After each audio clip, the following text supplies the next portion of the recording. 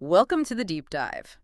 We've got some really interesting stuff from you all this time. Excerpts from Rachel Hollis's book, Girl, Wash Your Face. Yeah, it seems like we have a good mix. The endorsements, publication details, her intro, and those chapter titles are quite something, plus the acknowledgments and the author bio. Exactly. And our mission today is, well, to kind of dig into these bits and pieces and really try to pull out the main threads, get to the core of what Hollis is saying here. Okay, sounds good. Those endorsements are a good starting point, I think.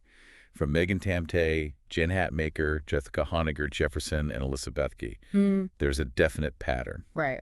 What is it you're seeing? Well, they all seem to zero in on her very direct style. And this idea that it's not just like rah-rah motivation. They talk about practical tools, actual help for people trying to, achieve things. Yeah, Megan Tamtay calls it high-octane straight talk. That definitely paints a picture. And something about chasing down dreams you hung up long ago gives it a real energetic feel. It does. And Jen Hatmaker uses the term life coach almost. Like Oh. she equips you for dream doing, actual steps, not just, wishful thinking. Which makes you wonder, what are those tools or steps, even just based on the endorsements? Any guesses? Hmm.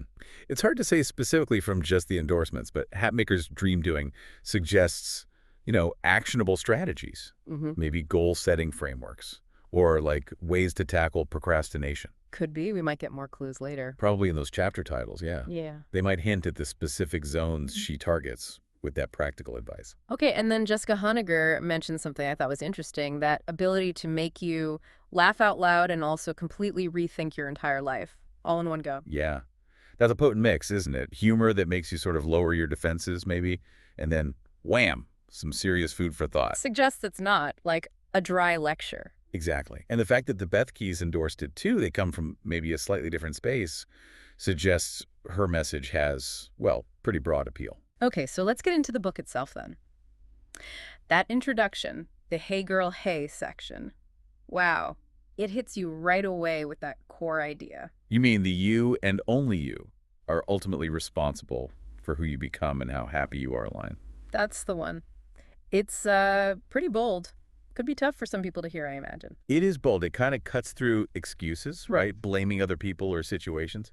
But then she immediately follows up saying she's going to share her stories. Right, the funny, weird, embarrassing stuff. Yeah, to show how she got there and also to tackle what she calls the hurtful lies. Why do you think she labels them hurtful? Well, I guess because they hold you back. If you believe something like, I'm not good enough, it sort of paralyzes you, doesn't it? Stops you from trying to be happier, like she's suggesting. Makes sense. So calling them out, dismantling them, that seems key to her whole thing. And the language she uses is so direct. Stop beating yourself up. Stop accepting less than you deserve. It feels very, I don't know, immediate, like a personal conversation. Yeah, it creates that urgency. And maybe a feeling of being understood, like, okay, she gets it. And then promising the vulnerability, mentioning screaming at her kids, the dentist fear, that third boob thing. Oh, yeah, that's definitely a choice. It's deliberate, I think, to show she's relatable, Mhm. not some perfect guru on a mountaintop. Even successful people have messy lives. That story she tells, the trampoline peeing incident right before some glamorous Oscars post goes live, that's like Yeah. the perfect example of that whole contrast. Totally. The Instagram perfect image versus well, the unglamorous reality. And she's actively showing you behind the curtain. That's really interesting. It's a smart way to build trust, isn't it? Showing her own flaws gives the reader permission to accept theirs. And when she calls herself 1000% one of the nerdiest people Hmm. and says she's not a perfect wife, mom, Christian, whatever, it kind of manages expectations. Like, Yeah. don't expect flawless advice from me. She also brings up that idea of life being a journey, not a merry-go-round. What do you make of that? It really emphasizes progress. Right. I mean, not just staying stuck going in circles. Hmm. It implies you need to be intentional, move forward. Which loops back to that personal responsibility thing. Exactly. Yeah. The merry-go-round is stagnation. The journey is growth, change, which requires taking ownership. And then she uses that phrase, you are more than you have become. Yeah, that one stood out. What do you get from that phrase? It feels hopeful, like super hopeful. It's saying your past or even your present situation, they don't define your limit. You can always grow, become, more. Nicely put.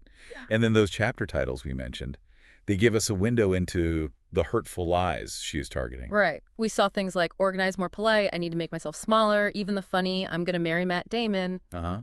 And more serious ones too, like I'm a terrible writer or I will never get past this. It's a real mix of insecurities. Things a lot of people probably feel. For sure. And framing them as lies is significant, I think. It's not just, oh, I have negative thoughts. It's this thought is false. Which makes it something you can challenge. Exactly. It sets the stage for her to offer, presumably, her own ways through it, those things that helped her, like the endorsements hinted at. So if we kind of zoom out from these first pieces, the core message seems to be take charge of your life.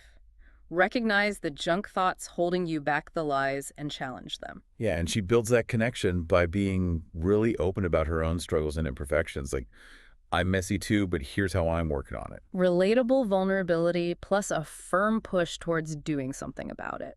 Pretty much. Right. Not just feel-good stuff, but aiming for actual change by tackling those limiting beliefs head on. And those endorsements kept coming back to that practical side too. Inspiration, tools, encouragement plus actual steps, all rooted in her own messy life. Right. The structure itself, using the chapter titles for specific lies, seems really intentional, like a roadmap. Here's a common lie, now let's unpack it and see how to fight it. Okay, so maybe a good place to leave off for reflection. As you listeners think about this initial dive into Rachel Hollis, maybe consider which of those lies we saw in the chapter titles kind of hits home for you right now. Yeah, good question. And maybe think, what's one tiny thing, one small step you could take, maybe even today, to start questioning that belief, to lean into that idea that actually you are in the driver's seat of your life? It's a powerful thought to sit with. Where does that responsibility actually start?